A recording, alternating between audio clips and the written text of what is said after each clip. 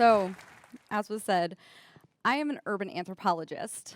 But right now, I'm sure a lot of you are wondering, what is that exactly? Most of the time, I assume people think it's something like this.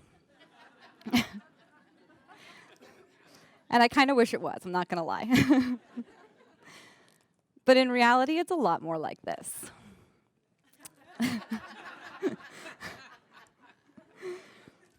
So I'm going to ask for a little participation to start with here. It's after lunch. This is a good time.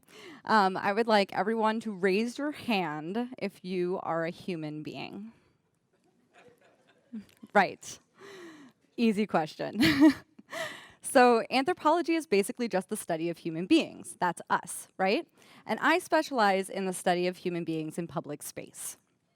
These are all the places in between our buildings. And they're very important places for cities because we don't have a lot of it, right? So what I do is I spend time in parks and plazas and streets watching people and how they behave in order to figure out what you do and why to make cities better for us. So I do this by spending time in space watching for patterns of behavior, like where people sit when they're provided seating, or where people sit when they're not given seating. I also look for evidence of behavior, like, for instance, these desire lines, where people have decided to walk outside of the path that they've been provided. And I also look for remnants of human behavior, like these cups, which, if you start looking for them, you will find everywhere. I mean everywhere. And then there's just the random, which I can't explain.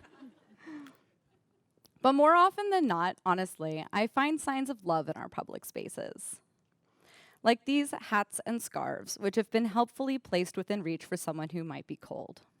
Or these lost keys, which have been placed at eye level for the person who lost them. And then there are the love locks, which symbolize the solidification of a relationship. And sometimes we just leave messages for one another seemingly randomly in our cities for no other reason than to make ourselves or each other smile. Sometimes these can even be carved into the pavement, but my favorite are the hearts, which I find in every city that I go to. And it's for this reason that I focus on our public spaces, because they give us an opportunity to express ourselves in our cities like no other place available. So obviously, I love cities. But I haven't always lived in them, and neither have we actually as a species. In 2007, I was in my first city of Phoenix, Arizona, and I was learning about what urban anthropology was, our pioneers who observed people in our urban spaces, and how to become one in the future. And sorry. This is not Phoenix, by the way. I meant to say that. But it was during this time that we crossed a very important milestone as well. And so now, I would like you to raise your hands if you consider yourself an urbanist. All right, not too bad. So everyone in this room should have also raised their hands to say that they're an urbanist. And the reason for that is because around 2007, we crossed a milestone as a species and became majority urban. And that means that more than 50% of people on this planet right now are actually living in cities for the first time in history. And this is incredibly important because for most of our history, human beings have been hunter-gatherers, which means that we have moved around in roving bands from place to place, but never settling in one for very long. So think of it this way. Imagine your life is like a clock. From dawn till dusk, from your birth until your eventual death. Sorry. Happens to all of us. Now imagine that for our entire species. So we have been evolving for millions of years, but we have been modern anatomically human for about 200,000 years. But only in 10,000 of that, the most recent 10,000 years, have we been living in cities. And that is why this is such an important milestone that we have crossed. So if you think of it that way, that means that we have only been urbanized for about the last 60 seconds of our metaphorical day, from 11:59 to midnight. And that's not a lot of time. So if you think of it that way, cities are weird.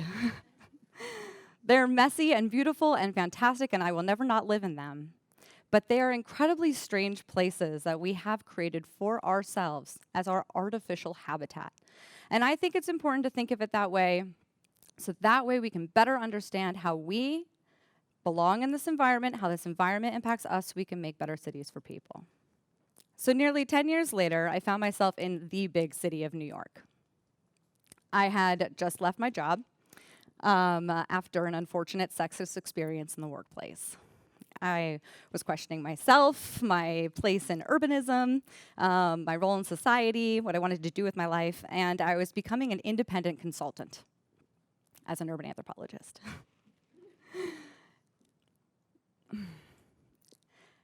And then the election happened. So after I pulled myself out of bed 2 weeks later, I and put down the wine. I, like many New Yorkers, sought solace in one of the only places available to us, our public spaces. And it was during one of these despondent walks that I came across this beautiful sight, an entire subway corridor plastered in Post-it notes. Thousands upon thousands of messages to each other, expressing how we feel in the moment, hopes and fears, and a few swear words. And it was this moment that made me really think about what I wanted to do, about my place as a woman, about my experiences. And it got me thinking about not only society, but our cities as well. Was my experience different in a city because I was a woman, much like my experience in the workplace? Who has created these places that we have lived in? And what can we do to make them better for everyone? I looked at my bookshelf first.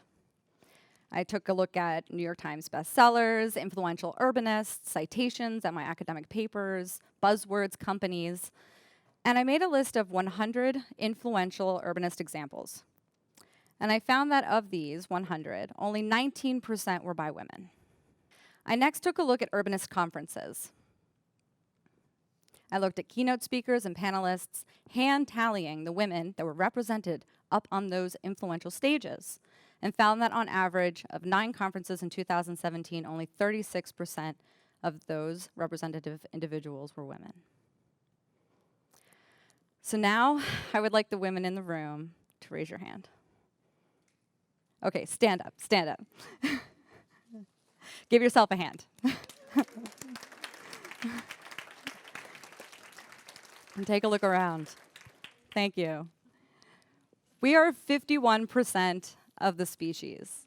And yet consistently, we are less than 50% of the individuals that are impacting our urban environment. Urban planners, designers, architects, engineers, realtors, you name it. So as an urban anthropologist, I think a lot about the past, the present, and the future of our urban species. And I wonder what we're missing by only relying on half of our species to manage and design these incredibly important places that we live in. I think this is important to consider because not only do we have a right to our city, but also there are 3 key points to focus on women in our cities. Number 1, we cannot be what we cannot see. Representation matters. It matters for women of all ages, girls as well. It matters up on stage. Our politicians, even our statues in our public spaces are mostly men. What is that telling us? We need to be there for the next generation of young urbanists, for those women who can know that they can go into these roles and make a difference in our cities. Number 2, if you plan for women and girls, you plan for everyone. The problem with planning for everyone is that you run the risk of planning only for a few, based on who is doing the planning. Through either implicit or explicit bias, you end up potentially excluding a lot of people in the designs that you are making. And number 3, I think that in order to get to a humanist city, we have to have a feminist city first.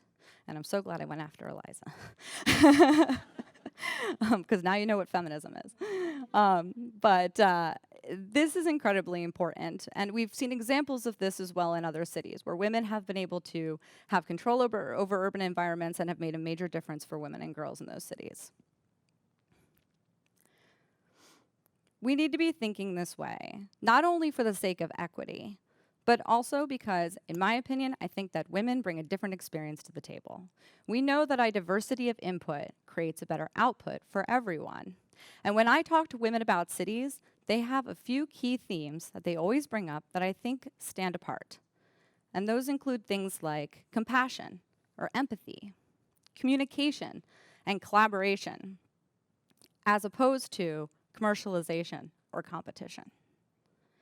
And this is what I think is key for the future of our cities. I think we need to be thinking about each other and humans and have that experience, that shared experience in our urban environments, because these are our artificial environments that we create for ourselves, but most importantly, for each other.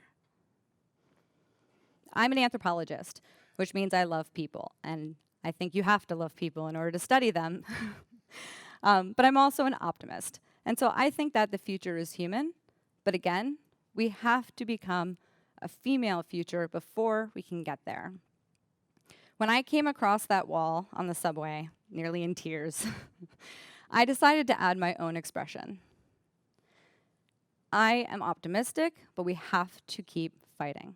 I think that we need women-led cities because they need us, but it's going to take us all to get there. Thank you.